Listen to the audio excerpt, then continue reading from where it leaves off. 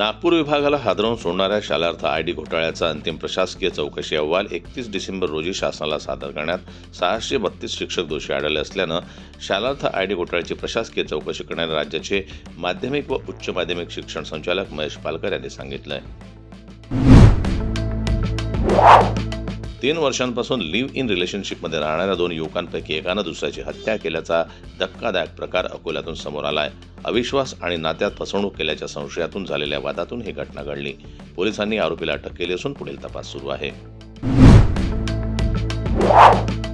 शहरातील सिडको N7 परिसरात मध्यरात्री एका 17 वर्षीय विद्यार्थ्याचं 7 जणांच्या टोळीनं अपहरण केल्यानं एकच खळबळ उडाली आहे. स्पोर्ट्स बाईकच्या व्यवहारातील जुन्या वादातून हा धक्कादायक प्रकार घडला. मात्र छत्रपती संभाजीनगर पोलिसांनी अत्यंत सतर्कता दाखवत आरोपींचा सिनेस्टाईल पाठलाग केला आणि अवघ्या 2 तासात विद्यार्थ्याची सुखरूप सुटका केली. संजय निरुपम यांनी रविवारी मुंबई महानगरपालिकेच्या निवडणुकीविषयी मोठा दावा केला आहे. त्यांनी काहीही झालं तरी या निवडणुकीत महायुतीचाच विजय होईल, तसेच या विजयानंतर मराठी आणि हिंदू व्यक्तीच मुंबई पालिकेच्या महापौरपदावर बसेल असा ठाम विश्वास त्यांनी व्यक्त केला आहे. या निवडणुकीत महायुतीचा विजय निश्चित आहे. हा विजय मुंबईतला मराठी माणूसच ठरवणार आहे असंही पुढे ते म्हणाले. मुख्यमंत्री देवेंद्र फडणवीस यांनी ठाकरे बंधूंवर जोरदार टीका केली आहे. त्यांनी अमित ठाकरे आणि आदित्य ठाकरे यांच्यावर देखील निशाणा साधला. ते कांदिवलीमध्ये आयोजित सभेत बोलत होते. यावेळी बोलताना त्यांनी उद्धव ठाकरे यांचा उल्लेख मामू असा केला.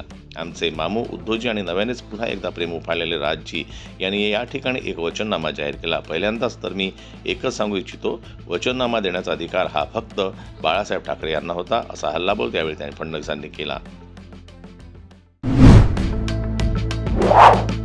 उपमुख्यमंत्री अजित पवार यांनी पुण्यातील भाषणामध्ये प्रचार सभा घेतली. या सभेत त्यांनी अनेक मुद्द्यांवर भाष्य केलंय. राज्यात आणि केंद्रात सत्तेत असताना महानगरपालिकांच्या निवडणुकीत युती का तुटली यावरही अजित पवारांनी भाष्य केलंय.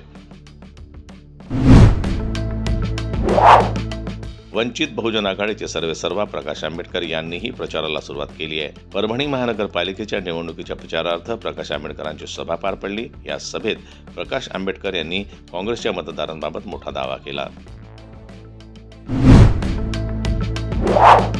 प्रत्यक्ष मतदानाचा दिवस जसा जसा जवळ येतोय तसं तसं प्रचाराला वेग येत आहे. विशेष म्हणजे नेते मंडळी आपल्या भाषणाच्या वेळी विरोधकांवर सडकून टीका करताना दिसत आहेत. माजी मुख्यमंत्री उद्धव ठाकरे यांनी भाजपाचे मुंबई अध्यक्ष अमित साटम यांना लक्ष केलं होतं. साटम यांना ठाकरे चाटम म्हणाले होते. आता याच अमित साटम यांनी पत्रकार परिषद घेऊन उद्धव ठाकरेंवर पलटवार केलाय. सोबतच उद्धव ठाकरे यांनी तब्बल 3 लाख कोटी रुपयांचा घोटाळा केल्याचा आरोप साटम यांनी केला आहे. 1 जानेवारी रोजी रिलीज झालेला मराठमोळा सिनेमा क्रांतिज्योती विद्यालय मराठी माध्यम हा थिएटरमध्ये प्रेक्षकांची मनं जिंकून घेण्यात यशस्वी ठरला आहे. या सिनेमानं अवघ्या 4 दिवसातच प्रेक्षक आणि समीक्षकांकडून कौतुक मिळवलं. मराठी शाळा टिकल्या पाहिजेत.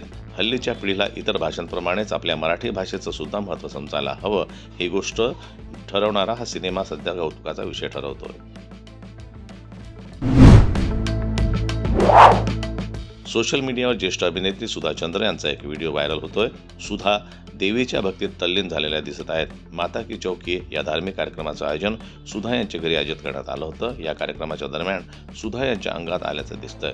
अभिनेत्रीला सांभाळणंही कठीण झालेलं दिसतंय.